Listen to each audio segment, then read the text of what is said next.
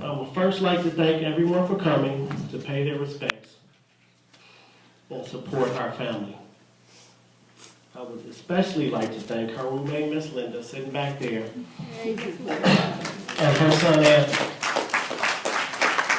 They were a blessing and a godsend and helped Graham tremendously. Graham spent the last 4 years living at South Point Nursing Home. I would like to thank them for coming and for their support. I know this is a rough loss for you as well, because not only was she your resident council president, she was the life of the party.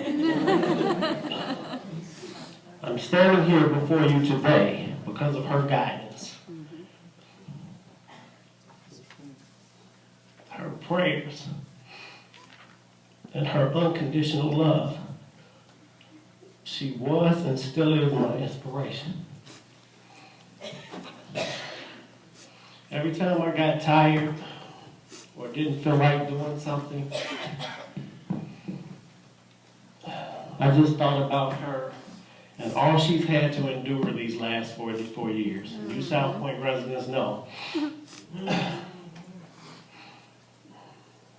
She never complained about her situation. And she worried more about me and how I was feeling. She never judged. The last few years, after every visit, she would leave me with, "I'm praying for everybody." And that meant all of you. I want to be selfish because I still want her here. But she lived a full life and is no longer in pain. I'm going to remember how she taught me the difference between right and wrong.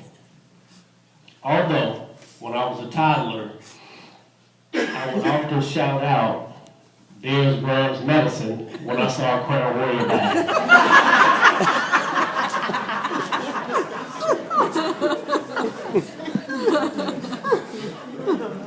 Those that knew her knew that Graham got it in. She loved to party.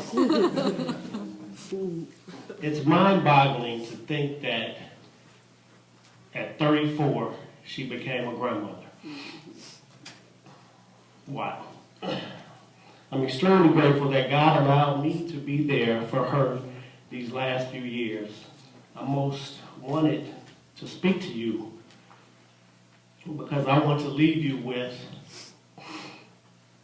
a sense of how she spent her last few days.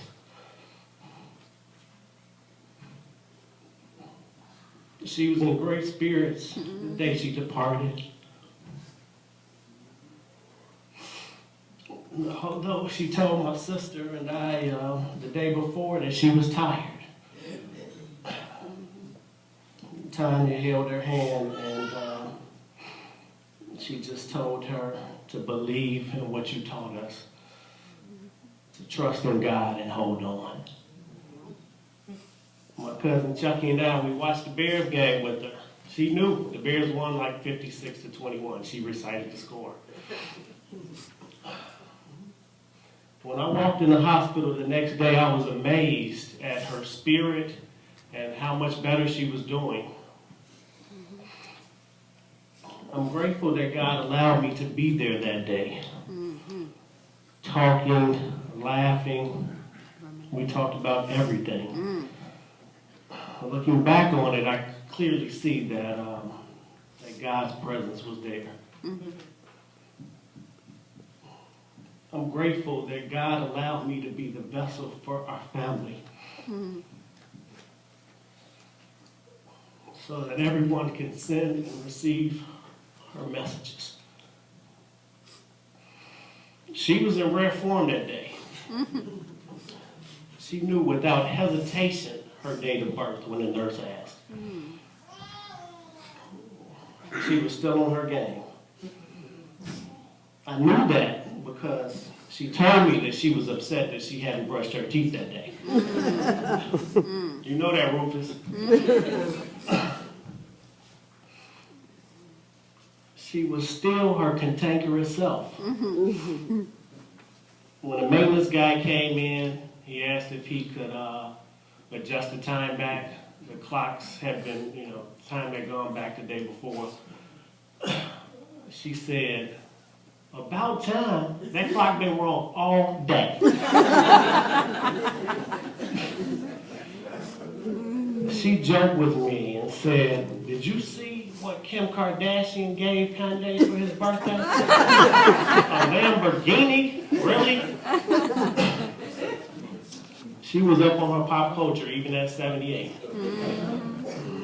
We talked about her time at Michael Reese Hospital and how it hurt her that they tore it down to make room for an Olympic site that we didn't even get to bid for. She knew that. She raved about the pancake potatoes she had that morning and the coffee. She said she ate everything but the eggs.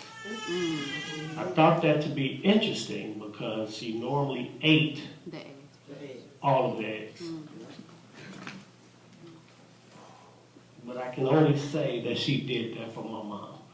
My mom is highly allergic to eggs and cannot eat anything with eggs in it. So that was only for her. My mom told me to tell her, your love child says she loves you and God's got your back. She looked me in the eye and said, tell her I love her too, and God's got me. We talked about my Uncle Brian. He had a performance a couple days before that, and we laughed and talked about how he probably hammed it up with the crowd. And she said, he's a great performer. She would always ask about my nephew Elijah and say, what that little boy doing? She talked about Gino. She said she was so glad to have seen his child.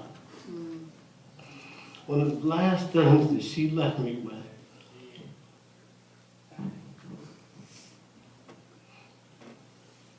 she said that she appreciated all that I had done for her. She said she didn't know what she would have done without me and Chucky. She said, I just want you to be happy. About 5 o'clock, they were there to transport her from Little Company of Mary to Christ Hospital. It was supposed to be a simple procedure, usually done outpatient, just to see where the blockage was. I took off her jewelry. She had on a necklace, some hoop earrings, 2 sets, and I asked her for her rings. Graham loved jewelry, gold jewelry at that. She said, defiantly, I'm not taking off my rings. And she had on 3 rings that day, and one of them was very special to her because my Uncle Brian had given it to her on Mother's Day.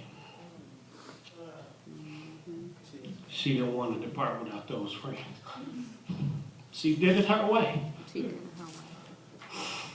I straightened out her hat.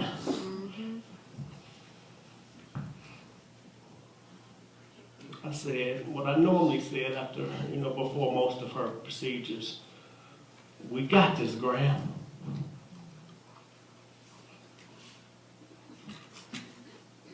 She half smiled and looked at me and said, God's got it. Actually, she didn't look at me. She just nodded and said, God's got this. In my wildest dreams did I ever imagine that would be the last time I saw her smile. That she had made it through so much. Graham, I'm gonna miss you. Miss our visits. Most importantly, miss our friendship. And I know you're up there right now smiling with Granddad and Uncle Chucky, being the life of the party.